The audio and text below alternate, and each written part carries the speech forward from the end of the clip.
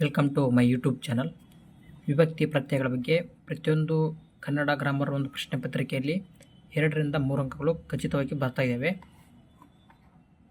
ನಾಮಪದದ ಅರ್ಥ ಮತ್ತು ಸಂಬಂಧವನ್ನು ವಿಭಜಿಸಿ ಹೇಳುವುದಕ್ಕೆ ವಿಭಕ್ತಿ ಪ್ರತ್ಯಯ ಎನ್ನುವರು. ಕರ್ತೃ, ಕರ್ಮ, ಕಾರಣ, ಸಂಪ್ರದಾನ, ಅಪದಾನ, ಅಧಿಕರಣ, ಅಧಿಕಾರಕಾರ್ಥಗಳನ್ನು ವಿಭಾಗಿಸಿಕೊಡುವಂಥ ಶಬ್ದರೂಪವನ್ನು ಏನಂತ ಕರಿತೀವಿ? ವಿಭಕ್ತಿ ಅಂತ ಕರಿತೀವಿ.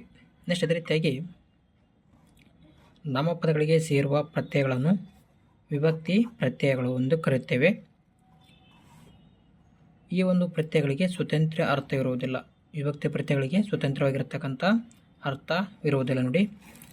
ನೆಕ್ಸ್ಟು ಇವುಗಳು ವಾಕ್ಯದಲ್ಲಿರುವಂತಹ ನಾಮಪದ ಮತ್ತು ಕ್ರಿಯಾಪದದ ನಡುವಿನ ಸಂಬಂಧವನ್ನು ಮುಖ್ಯವಾಗಿ ಸೂಚಿಸುತ್ತವೆ. ವಿಭಕ್ತಿ ಪ್ರತ್ಯಯ ನೋಡೋಣ. ಮೊದಲಾಗಿ ಪ್ರಥಮ, ಹಳೆಗನ್ನಡದಲ್ಲಿ ಮ ಅಂತ ಕರೀತಾರೆ, ಹೊಸಗನ್ನಡದಲ್ಲಿ ಹೂ ಅಂತ ಬರುತ್ತೆ ನೋಡಿ.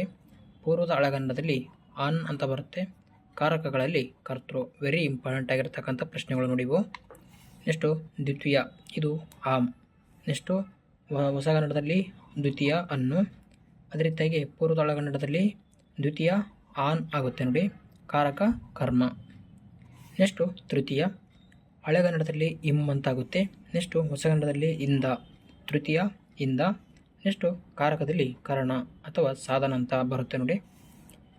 ನೆಕ್ಸ್ಟು ಚತುರ್ಥಿ, ಹಳೆಗನ್ನಡದಲ್ಲಿ ಕೆ ಅಂತ ಬರುತ್ತೆ. ಹೊಸಗನ್ನಡದಲ್ಲಿ ಕೆ ಅಂತ ಬರುತ್ತೆ ನೋಡಿ. ಚತುರ್ಥಿ, ಹಳೆಗನ್ನಡದಲ್ಲಿ ಕೆ, ಹೊಸಗನ್ನಡದಲ್ಲಿ ಕೆ.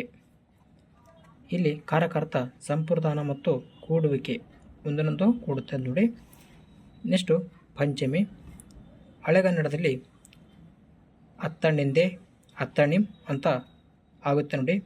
ಹೊಸಗನ್ನಡದಲ್ಲಿ ದೆಸೆಯಿಂದ. ಪಂಚಮಿ ದೆಸೆಯಿಂದ ಎನ್ನುವಂಥ ಅರ್ಥ ಕೊಡುತ್ತೆ. ಇದು ಅಪದಾನ ಆಗುತ್ತಕ್ಕಂಥದ್ದು, ಅಂದರೆ ಒಂದಕ್ಕೊಂದು ಅಗಲುವಿಕೆ, ದೆಸೆಯಿಂದ. ಓಕೆನಾ. ನೆಕ್ಸ್ಟು ವಿಭಕ್ತಿ ಪ್ರತ್ಯಯ ಷಷ್ಠಿ, ಹಳೆಗನ್ನಡದಲ್ಲಿ ಅದ್ ಮತ್ತು ಅ ಆಗುತ್ತೆ ನೋಡಿ. ಅದ್ ಮತ್ತು ಅ ಆಗುತ್ತೆ. ನೆಕ್ಸ್ಟು ಹೊಸಗನ್ನಡದಲ್ಲಿ ಅ ಎನ್ನುವಂತಹ ಒಂದು ವಿಭಕ್ತಿಯ ಪ್ರತ್ಯಯ ಬರ್ತದೆ. ಇದು ಸಂಬಂಧವನ್ನು ಸೂಚಿಸ್ತಕ್ಕಂಥದ್ದು. ಹಳೆಗನ್ನಡದಲ್ಲಿ ಷಷ್ಠಿಗೆ, ಹೊಸಗನ್ನಡದಲ್ಲಿ ಅ ಆದರೆ ಷಷ್ಠಿಗೆ ಅದೇ ರೀತಿಯಾಗಿ ಪೂರ್ವದ ಹಳೆಗನ್ನಡದಲ್ಲಿ ಆ ಆಗುತ್ತೆ ನೋಡಿ. ನೆಕ್ಸ್ಟ್ ಇದಕ್ಕೆ ಕಾರಕವಿರುವುದಿಲ್ಲ, ಅಂದರೆ ಕಾರಕವಿಲ್ಲ, ಸಂಬಂಧ ಓನ್ಲಿ. ಓಕೆನಾ. ನೆಕ್ಸ್ಟ್ ಕೊನೆಯದಾಗಿ ಸಪ್ತಮಿ ಅಂತ ಬರುತ್ತೆ.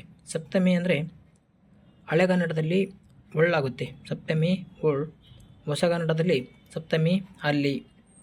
ನೆಕ್ಸ್ಟು ಸಪ್ತಮಿ ಪೂರ್ವದ ಹಳೆಗನ್ನಡದಲ್ಲಿ ಉಳ್ಳು. ನೆಕ್ಸ್ಟು ಅಧಿಕರಣ, ಕಾರಕ ಏನಾಗುತ್ತಾ ಅಧಿಕರಣ ಆಗುತ್ತೆ. ಇದು ವೆರಿ ಇಂಪಾರ್ಟೆಂಟ್. ಈ ಚಾರ್ಟ್ ನೋಡಿಕರಿ. ಏನಿಲ್ಲಪ್ಪ ಅಂತಂದರೆ 2 ಮಾರ್ಕ್ಸ್ ಅಂತೂ ಕಂಪಲ್ಸರಿ ಬಂದೇ ಬರುತ್ತೆ. ಯಾವುದೇ ಪರೀಕ್ಷೆಗಾದರೂ 2 ಮಾರ್ಕ್ಸು ಇದೇ ಇರುತ್ತೆ. ನೆಕ್ಸ್ಟು ಸಂಬೋಧನೆ ವಿಭಕ್ತಿ ಅಂದರೆ ಕರೆಯುವಿಕೆ. ಇದು ಯಾರನ್ನು ಅಥವಾ ಯಾವುದನ್ನು ಕುರಿತು ಹೇಳುತ್ತದೆಯೋ ಅವರನ್ನು ಸಂಬೋಧಿಸುವಾಗ ಬಳಸಲಾಗುತ್ತದೆ. ಇದರಲ್ಲಿ ಸಂಬೋಧನೆಯು ಆ, ಎ, ಇರ, ಈ ಪ್ರತ್ಯಯಗಳು ಬರುತ್ತವೆ. ವಿಭಕ್ತಿಗೆ ಸಂಬಂಧಿಸಿದ ಪ್ರಮುಖ ಅಂಶಗಳು ನೋಡೋದಾದರೆ ಆ, ಎ, ಈ, ಇರ ಇತ್ಯಾದಿ ಸಂಬೋಧನಾ ವಿಭಕ್ತಿಗಳು ಕರೆಯುವಿಕೆ ಮತ್ತು ಅಭಿಮುಖೀಕರಣವನ್ನು ಕಂಡುಬರುತ್ತದೆ. ಕರ್ಮಣಿ ಪ್ರಯೋಗದಲ್ಲಿ ಕರ್ತೃಪದದಲ್ಲಿ ತೃತೀಯ ವಿಭಕ್ತಿ ಬರುತ್ತದೆ ನೋಡಿ. Very important. ನೆಕ್ಸ್ಟ್ ಅದೇ ರೀತಿಯಾಗಿ ಯಾವುದಾದರೂ ಒಂದು ಉದ್ದೇಶ ಅಥವಾ ಕಾರಣವಿದ್ದಾಗ ಆ ಶಬ್ದಗಳಿಗೆ ಚತುರ್ಥಿ ವಿಭಕ್ತಿ ಬರುವುದು. Very important. ಗುಂಪಿನಿಂದ ಸಮುದಾಯದಿಂದ ಒಂದನ್ನು ಬೇರ್ಪಡಿಸಿ ಹೇಳುವಾಗ ಗುಂಪಿನ ಶಬ್ದದ ಮೇಲೆ ಸಪ್ತಮಿ ವಿಭಕ್ತಿ ಪ್ರತ್ಯಯ ಬರುತ್ತದೆ ನೋಡಿ. ಒಂದನ್ನು ಬೇರ್ಪಡಿಸಿ ಹೇಳಬೇಕಾದ್ರೆ ಸಪ್ತಮಿ ವಿಭಕ್ತಿಯನ್ನು ಬಳಸ್ತೀವಿ ಅಂತ ನೋಡಿ. ಪ್ರಥಮ ವಿಭಕ್ತಿ ಕನ್ನಡದಲ್ಲಿ ಇಲ್ಲದ ವಿಭಕ್ತಿಯಾಗಿದೆ. ಪ್ರಥಮ ವಿಭಕ್ತಿ ಕನ್ನಡದಲ್ಲಿ ಇರುವುದಿಲ್ಲ ಅಂತ ನೋಡಿ. ಪಂಚಮಿ ವಿಭಕ್ತಿಯನ್ನು ಕನ್ನಡದಲ್ಲಿ ಸಹಜವಾಗಿ ಬಳಕೆಯಾಗುವುದಿಲ್ಲ.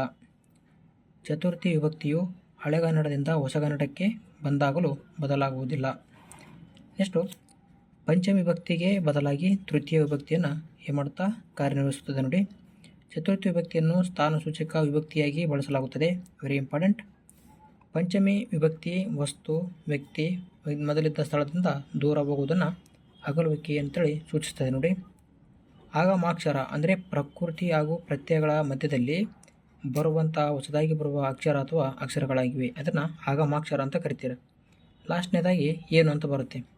ಏನು ಎಂಬ ಪ್ರಶ್ನಾರ್ಥಕ ಸರ್ವನಾಮವು ಏಕವಚನದಲ್ಲಿ ಮಾತ್ರ ವಿಭಕ್ತಿ ಪ್ರತ್ಯಯಗಳನ್ನು ಹೊಂದುತ್ತದೆ. ಇದೇ ರೀತಿಯಾಗಿ ನಮ್ಮ ಮುಂದಿನ ವೀಡಿಯೋಗಳಿಗಾಗಿ ನಮ್ಮ ಚಾನಲನ್ನು ಸಬ್ಸ್ಕ್ರೈಬ್ ಮಾಡೋದನ್ನು ಸಬ್ಸ್ಕ್ರೈಬ್ ಮಾಡಿ. ಈ ವಿಡಿಯೋ ಇಷ್ಟ ಆಯ್ತು ಅಂದರೆ ಲೈಕ್ ಮಾಡಿ ಅಂತ ಹೇಳ್ತಾ ಮುಂದಿನ ವಿಡಿಯೋದಲ್ಲಿ ಸಿಗೋಣ. Thank you for watching. ಜೈ ಹಿಂದ್.